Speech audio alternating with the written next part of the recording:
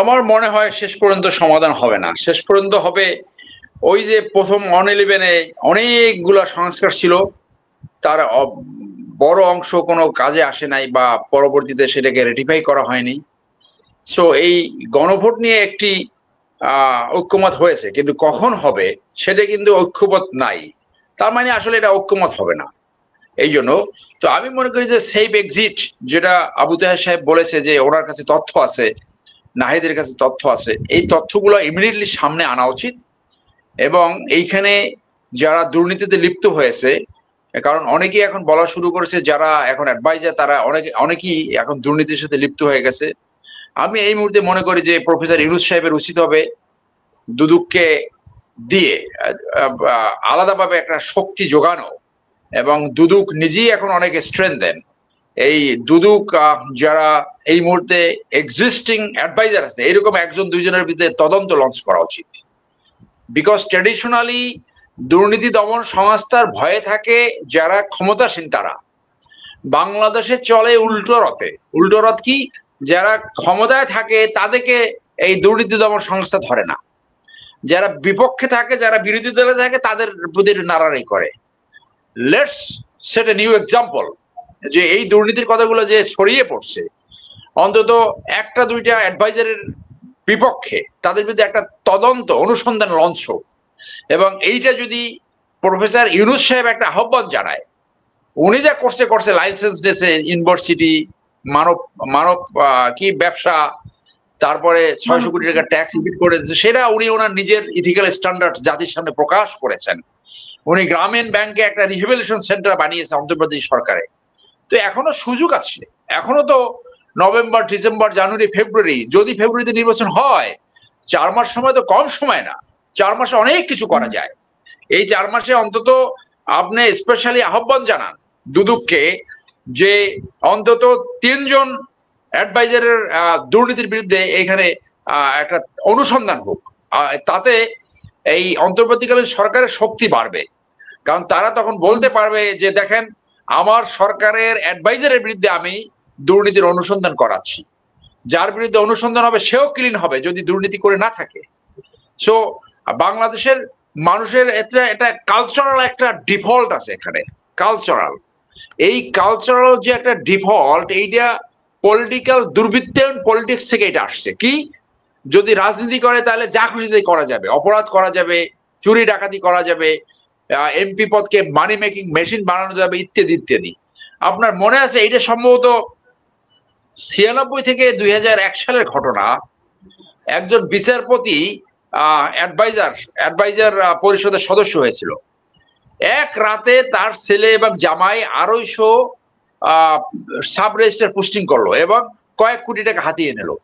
সেই বিচারপতির তো বিচার হলো না, সেটা তো বিচার হওয়া উচিত ছিল। সো অন্তত এই গণ অভ্যুত্থান, এই বিপ্লবের আকাঙ্ক্ষা মাঠে নিয়ে যে একটা ন্যায্যতা ভিত্তিক একটা সমাজ প্রতিষ্ঠা, সুশাসন, ন্যায় বিচার এবং দুর্নীতিমুক্ত একটা সমাজ প্রতিষ্ঠার যে তাগিদ, সেই তাগিদের জায়গা থেকে প্রফেসর ইউনূস, আপনি বেড়াইতে থাকেন, আপনি 3 দিন পর যান বেড়াইতে, কোনো অসুবিধা নেই, বেড়ানো আপনি পছন্দ করেন, আপনি কি জাতির জন্য আনতেছেন সেটা আমরা দেখতেছি।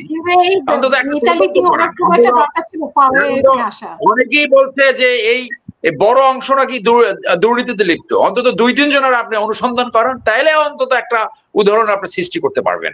জি বলুন। না, এই যে উনি ইতালিতে এসেছেন, দেশে তো আমাদের দেশে তো আসলে খুব ভালো একটা সময় না, তো ইতালিতে এখানে না আসলেও তো উনি পারতেন। সেটা আমরা যতটুকু বুঝি যে ওনাকে যে দায়িত্বে বসানো হয়েছে, ওনার তো ঘুমাবার সময় থাকা উচিত না। উনি 13 মাসে 14 বার কিভাবে বিদেশে গেল? 104 জন নিয়ে কেন ওনার ইউএনএ যেতে হবে, যেখানে কোন দেশ থেকে 3 থেকে 4 জনের ডেলিগেট যায়?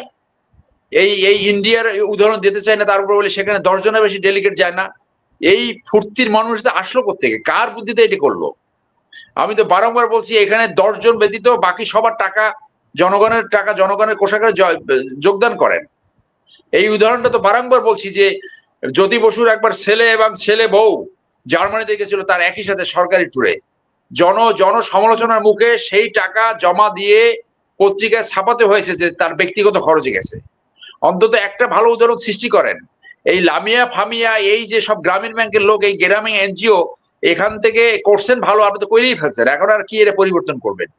আপনার ইউএনএ কেন 12 জন সিকিউরিটি স্টাফ যেতে হবে? ওরা যে কি ওখানে যে কি উল্টেছে, যে হোস্ট কান্ট্রি নিরাপত্তা তো তার দায়িত্ব, তারা কি করে, যে বাজার করে, শপিং করে, ঘুরে বেড়ায়।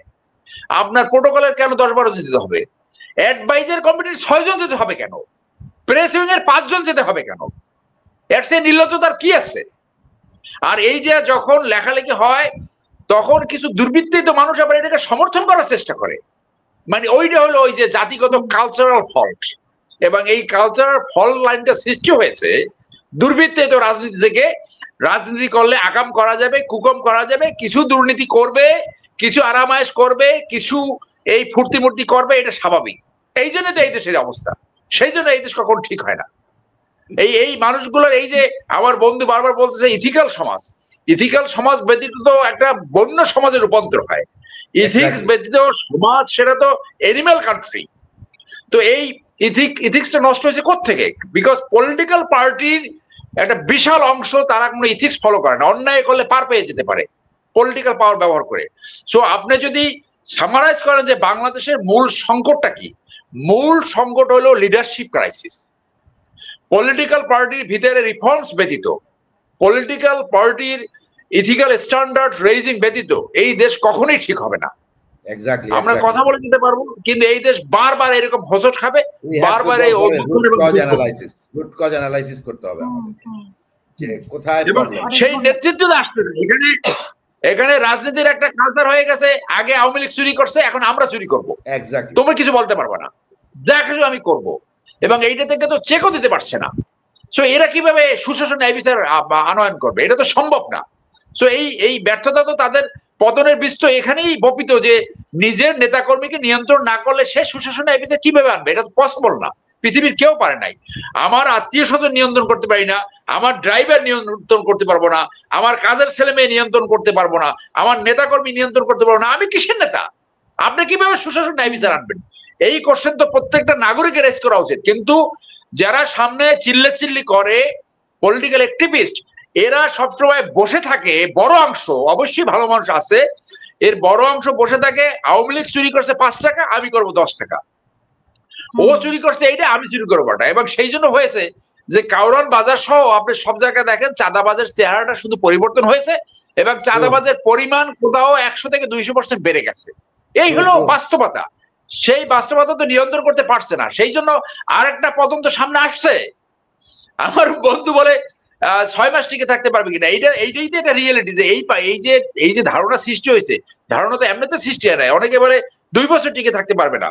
তো এইটা যারা এখন ক্ষমতায় আসার জন্য ধার দিচ্ছে, তারা কিন্তু এই ওয়ালের লেখনগুলো পড়তে পারছে না, এই পাবলিক পালস গুলো ধারণ করতে পারছে না।